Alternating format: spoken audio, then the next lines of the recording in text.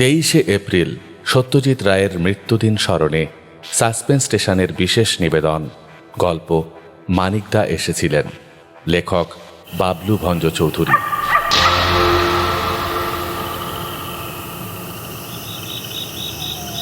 সন্ধ্যার পর বেশ এক ঝলক ঝড় বৃষ্টি হয়ে গেল। বৈশাখ মাস, সারাদিন অসহ্য গরমের পর ধরিত্রী ঠান্ডা হলো, জাঁকিয়ে ঘুম দেওয়া যাবে। রাতে খেয়ে দিয়ে আলো নিভিয়ে মোবাইলে সত্যজিৎ রায়ের ময়ূরকণ্ঠী জেলি গল্পের অডিওটি চাপিয়ে শুয়ে পড়লাম। বিছানাটা বেশ ঠান্ডা হয়ে আছে, সারা গা জুড়িয়ে এলো। চোখ বুজে আরাম করে গল্প শুনছি। মীর আফসার আলী, যাকে আমরা সবাই মীর নামেই চিনি, গল্প পাঠ করছেন তিনি। অভিনয় করে করে স্বচ্ছ বাচন ভঙ্গিতে এত সুন্দর পাঠ করছেন যে মাখনের মতো লাগছে। আজ সারাদিন মাউথ অর্গানে তোলা ফেলুদার থিম সং শুনেছি। গৌরব নামের একটা ছেলে বাজিয়েছে। এই মিউজিকটা শুনলেই আমার মন আকাশের দিকে ছুটে বের হয়, যাকে বলে বাউল মন। মনে হয় সমস্ত প্রকৃতি যেন হেসে আমার দিকে হাত বাড়াচ্ছে, আর যারা শত্রু তারাও শত্রুতা ভুলে যাচ্ছে। গল্পটি শোনার আগ পর্যন্ত ফেলুদার মিউজিকটির রেশ মনে লেগেছিল। গল্প শুরু হলে আস্তে আস্তে সেটা হারিয়ে গেল। গল্পের যেখানে জেলির বর্ণনাটা এলো, বিচিত্র ঘনঘটায় আমি শুধু হাঁ হয়ে শুনছিলাম। কখন যে ঘুমিয়ে পড়েছি জানি না, কতক্ষণ যে ঘুমিয়েছি তাও জানি না। ঘুম ভাঙল মাথার কাছে জানালায় টোকা শুনে। আমি মাথা ঘুরিয়ে দেখলাম জানালা সেইভাবে বন্ধ। জানালার ফাঁক দিয়ে ভোরের আলো দেখা যাচ্ছে।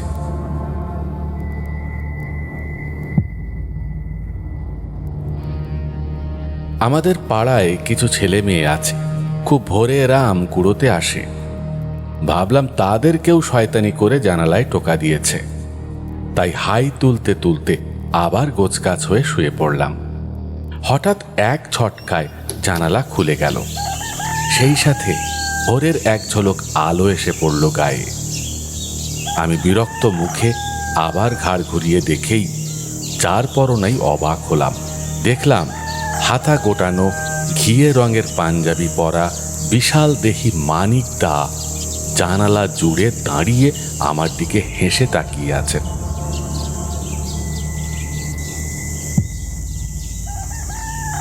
কি রে, এখনো উঠিসনি? ওঠ, তোর সাথে একটু গল্প করি। আমি মানিকদাকে দেখে থ হয়ে গেলাম। তাকে আমি খুব ভালোবাসি, যদিও তার সাথে আমার কখনো সরাসরি কথা হয়নি, তবে মনে মনে অনেক কথা হয়েছে। তার সেই ময়ূরকণ্ঠী জেলি গল্পটা এখনো মাথায় ঘুরপাক খাচ্ছে। তার ফেলুদার থিম সংটা গুনগুনিয়ে উঠছে মনে। কিন্তু তিনি যে আমার এত প্রিয় সে খবর তার জানবার কথা নয়। তার দৃষ্টিতে আমি তার কাছে অচেনা, কখনো দেখা হয়নি তো, তাই সেই তিনি যেন অনেক দিনের পরিচিতের মতো আমাকে এসে ডাকবেন, এ কি সম্ভব? সত্যি মানিকদা তো? বিস্ময়ে বললাম, মানিকদা? আরে হ্যাঁ রে, হা করে দেখছিস কি? ওঠ। আমি মন্ত্রমুগ্ধের মতো দরজা খুলে বাইরে এলাম। কি লম্বা চেহারা! আমি একেবারে তার কোমরের কাছে। লম্বাটে নিশ্চিন্ত মুখমণ্ডল, যেন সকল সমস্যার সমাধান ওই মুখে। গড় হয়ে একটা প্রণাম করলাম। উনি ঠেকাতে ঠেকাতে বললেন, থাক থাক, প্রণাম করবার কিচ্ছু নেই। মানিকদা সহজ দৃষ্টিতে চারপাশটা একটু খুঁটিয়ে খুঁটিয়ে দেখে বললেন, এখনো কেউ ওঠেনি দেখছি। আমি বললাম, না, মাকে ডাকবো। উনি কি একটা চিন্তা করতে করতে শুনে বললেন, না না, ওর মা তো সারাদিন কাজ করেন, রাত করে ঘুমিয়েছেন, ডাকার দরকার নেই।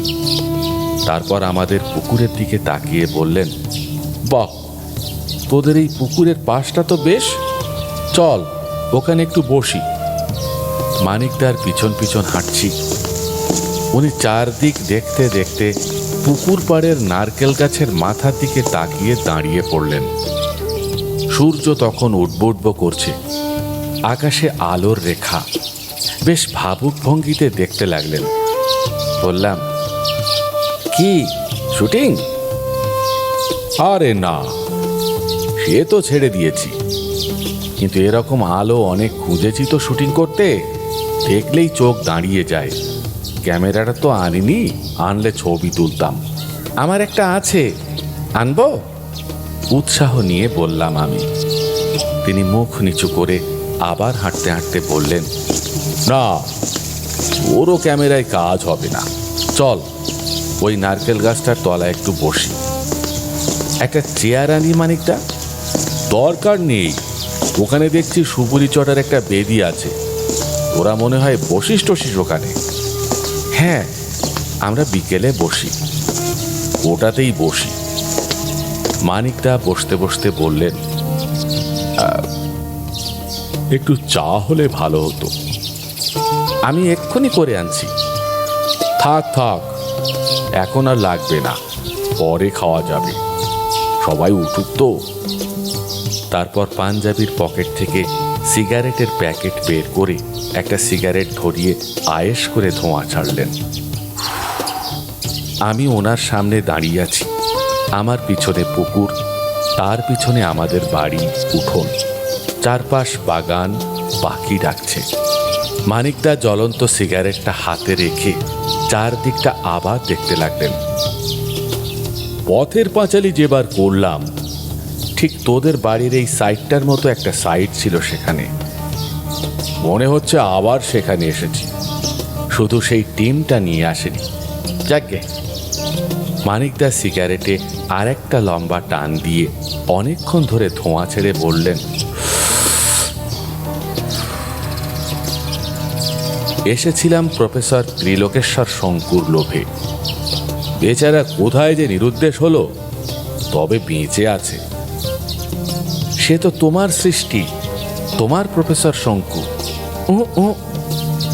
ঠোঁট থেকে সিগারেট সরিয়ে বললেন, আমার সৃষ্টি নয়, আবিষ্কার। ভুল বললি, সৃষ্টি আর আবিষ্কার এক নয়।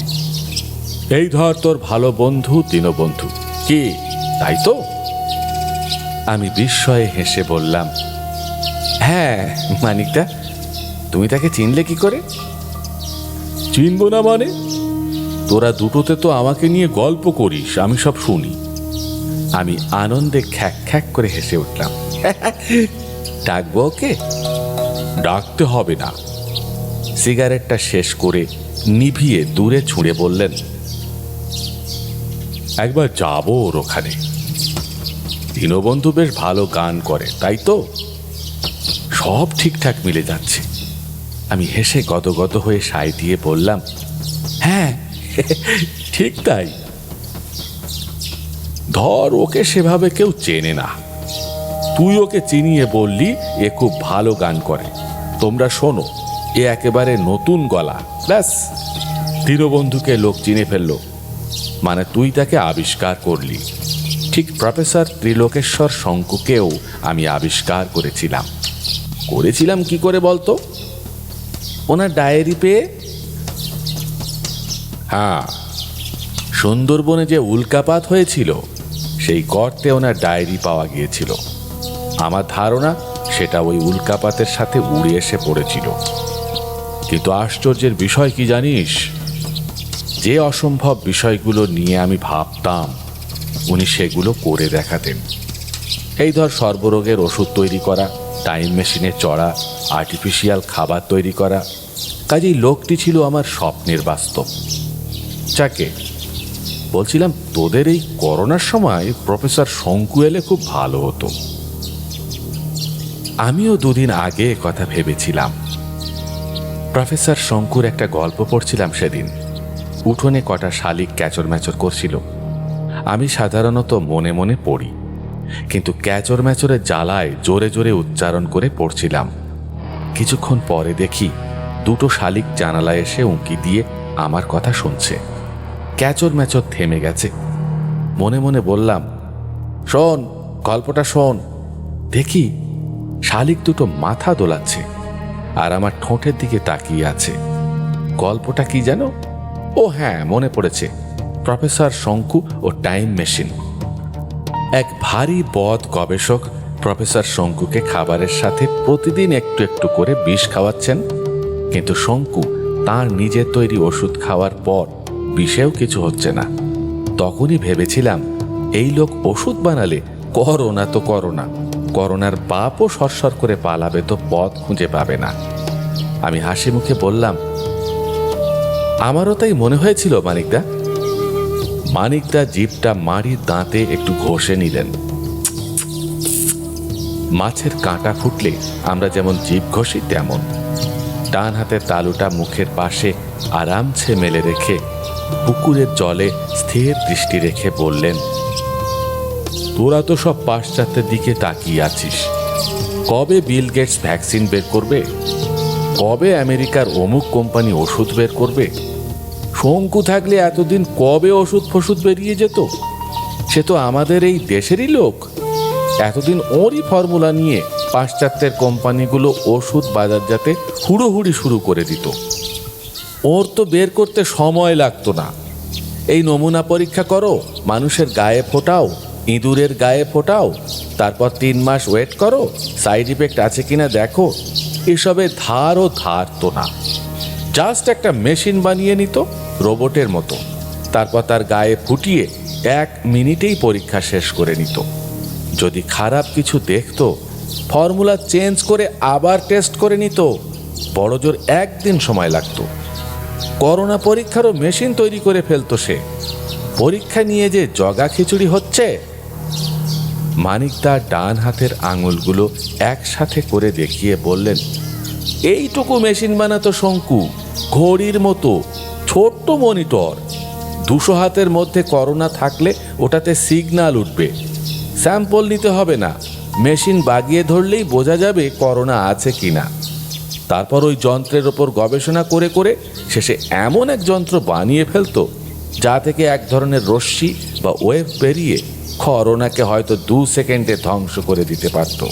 তখন ওষুধও লাগতো না।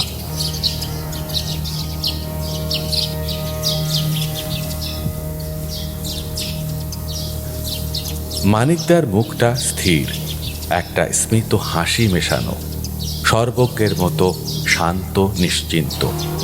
চোখের তারায় দারুণ একটা আস্থার আলো। যেন কেউ বিশ্বাস করুক আর না করুক তাতে তাঁর কিচ্ছু যায় আসে না। তিনি যেটা বলছেন সেটাই ঠিক, বিশ্ব সেটাই দেখবে। নিমেষেই আমি তার মধ্যে পাহাড় সমান নির্ভরতাটা আবার দেখতে পেলাম। আমার মনে হলো এর কাছে থাকা আর পুরো জগৎটাকে দেখা একই ব্যাপার।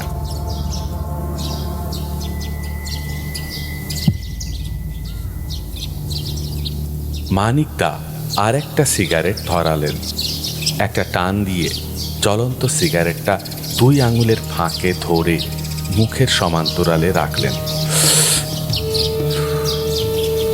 ডান পা বাম পায়ের উপর তুলে সোজা হয়ে বসলেন। সিগারেট থেকে ধোঁয়া সরু হয়ে উপরের দিকে উঠছে। প্রশান্ত মুখে তিনি পুকুরের জলের দিকে চেয়ে রইলেন। বেশ আরাম হচ্ছে তার। শঙ্কুর আর একটা ডায়েরি থাকতে পারে, সেটা অসম্ভব কিছু না। গাছগাছড়া, লতা পাতা, হ্যান ত্যান, নানান রাসায়নিক মিশ্রণের এমন কোন ওষুধের ফর্মুলা সেখানে থাকতে পারে যা করোনার ওষুধ তৈরিতে উপকার দিতে পারে। মানিকদা আমার মুখের দিকে তাকালেন। স্মিত হাসির সাথে কপালে একটা ভাঁজ। কি অগাধ আদর! বসে আছেন মনে হচ্ছে একটা অটল পাহাড়। আমাদের এই বাগানের মধ্যে দিয়ে দূরের একটা রাস্তার কিছু অংশ দেখা যেত। মানিকদা সেটা ঢেকে রেখেছেন। বললেন, দেখ, হয়তো ডায়েরিটা তোদের বাড়িতেই পাওয়া যাবে। আমাদের বাড়ি? আবেগে আনন্দে গাল ভরে হেসে উঠলাম। হ্যাঁ, তোদের বাড়ি তো সুন্দরবনের পাশে। মুহূর্তে মনটা খারাপ হয়ে গেল। 15 দিন কাঁচের গুলি আর 27 দিন ক্রিকেট বল খুঁজতে খুঁজতে আমাদের বাড়ির আশপাশ সব চেনা হয়ে গেছে।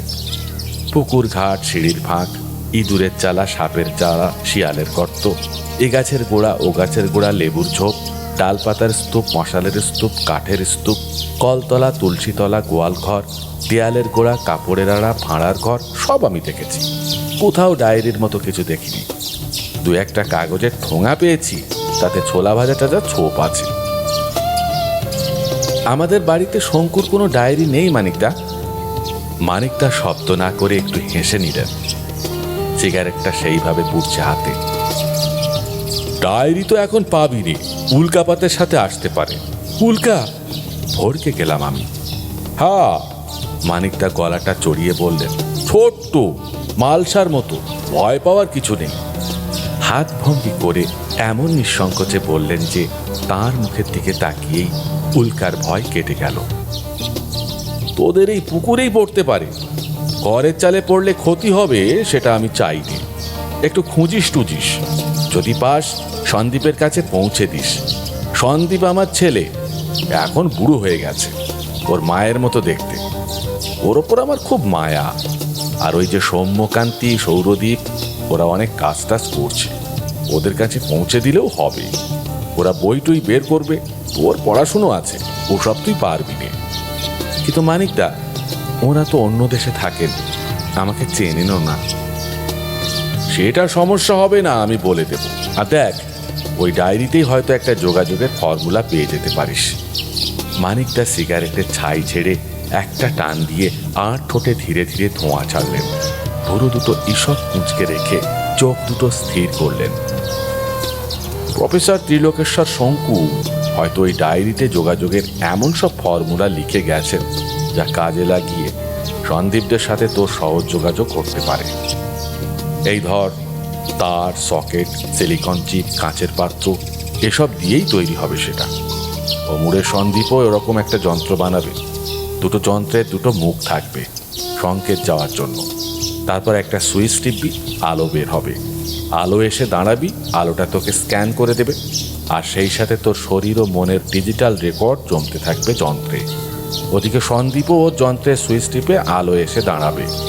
দুটো শরীরই ডিজিটালি রেকর্ড হয়ে গেলে পিক পিক আওয়াজ করতে করতে একটা সবুজ আলো জ্বলবে, মানে কানেকশন হয়ে গেল। কিছুক্ষণ পরেই দেখবি সন্দীপ ঘরের চেয়ার শুদ্ধ বই হাতে তোর সামনে বসে আছে। তারপর তোরা দুজনে মিলে শঙ্কুর ডায়েরিটা খুঁটিয়ে খুঁটিয়ে দেখবি। মুখ নিচু করে দেখতে দেখতে তোর মাথা সন্দীপের মাথার সাথে ঠোঁ খাচ্ছে। সন্দীপ হাত দিয়ে আবার সরিয়ে দিচ্ছে। মানিকদাকে একটা প্রশ্ন করব ভেবেছিলাম। ফেলুদা তো সব কিছুতে যেতে, তবু তার নাম ফেলু, মানে ফেল যুক্ত উ কেন? কিন্তু শঙ্কুর এসব কথা শুনতে শুনতে ভুলে গিয়েছিলাম। চারদিক ফর্সা লাগছে, নারকেল গাছের মাথায় উদীয়মান সূর্যের লাল রং। মানিকদা কথা বন্ধ করে সেদিকে মন্দিরের চূড়া দেখার মতো তাকিয়ে থাকলেন। তারপর হঠাৎ দুই হাত উঁচু করে সোল্লাসে বললেন, আরে শঙ্কু না? কই কই কই কই? মার পায়ের দুপদাপ শব্দ শুনতে পেলাম। ওরকম কই কই করে কেখাচ্ছিস কেন রে? ধর ফড়িয়ে উঠে বসে চোখ কসলাতে কসলাতে ঘরের চার কোণে তাকাতে তাকাতে নিজেকে নিজে প্রশ্ন করার মতো বললাম, মানিকদা, শঙ্কু ওরা? মা মুচকি হেসে হাত বাড়িয়ে শঙ্কু সমগ্রটা পাশে রেখে বললেন, এই তো। আমি ঘোর লাগা চোখে জানালার দিকে তাকালাম। বন্ধ। খ্যাঁচ করে জানালা খুললাম। নিরিবিলি উঠোনে এক ফালি কচি রোদ এসে পড়েছে।